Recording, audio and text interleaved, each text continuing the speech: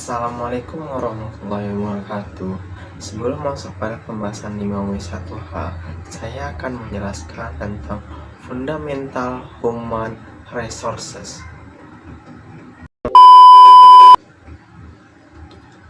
Fundamental human resources.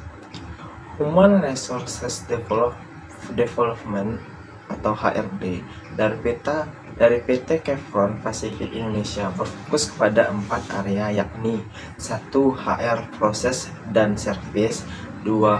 People Development, 3. HR Selection, 4. Policy dan Regulation.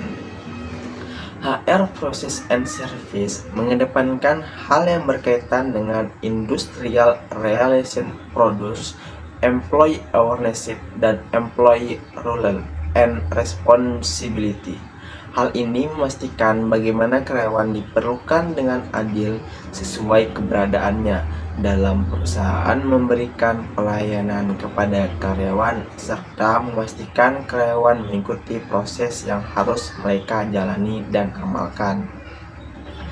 Dalam kaitannya terhadap people development, Chevron mengedepankan pengembangan kualitas karyawan untuk keberhasilan bisnis dan menciptakan fondasi untuk mencapai strategi perusahaan. Karyawan adalah bagian terpenting dari proposisi nilai yang Chevron anut.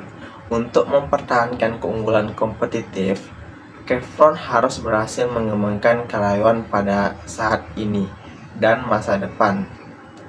Lingkungan bisnis yang kompetitif menuntut kinerja dan persaingan secara terus-menerus dalam peningkatan dan mempertahankan serta mengembangkan potensi karyawan sebagai aset perusahaan. Proses pengembangan bakat membantu menciptakan pemimpin dinamis. Karyawan terampil yang dibutuhkan untuk memenuhi dan melampaui tujuan bisnis. Karyawan ditantang untuk tumbuh, belajar, dan memperluas kontribusi mereka kepada perusahaan. Pengembangan bakat menciptakan kapasitas yang lebih besar untuk memberikan kesuksesan perusahaan dengan mengisi peran kunci dengan karyawan yang secara jelas telah menunjukkan pengetahuan, keterampilan, pengalaman, dan perilaku yang dibutuhkan perusahaan. Pimpinan dan karyawan bertanggung jawab bersama untuk pengembangan kompetensi. Kegiatan pengembangan kompetensi melingkupi 1. Classroom training and workshop, 2. Certification, 3. Online training, 4. Konferensi, seminar, dan forum attendance, 5. On the job training, 6. Special project and achievement, 7. Coaching and mentoring, 8. Job orientation, 9. Hands-on training, 10. Self-study.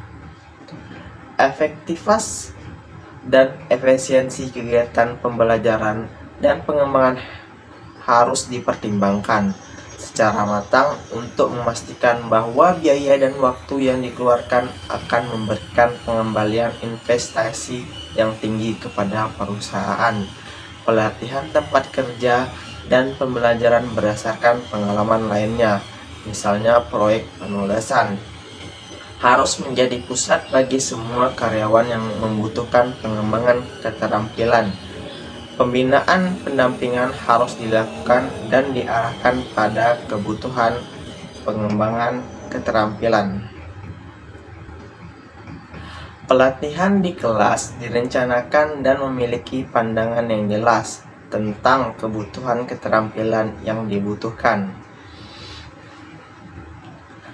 Dalam hal implementasi HR selection, Chevron bertanggung jawab untuk mengelola proses seleksi untuk mengisi kesenjangan tenaga kerja dengan mempertimbangkan sumber daya internal dan eksternal.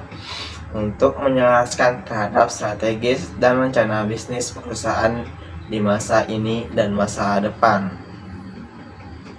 Kegiatan seleksi bertujuan untuk menghasilkan orang yang tepat dengan keterampilan yang tepat di tempat yang tepat dan pada waktu yang tepat ke dalam organisasi.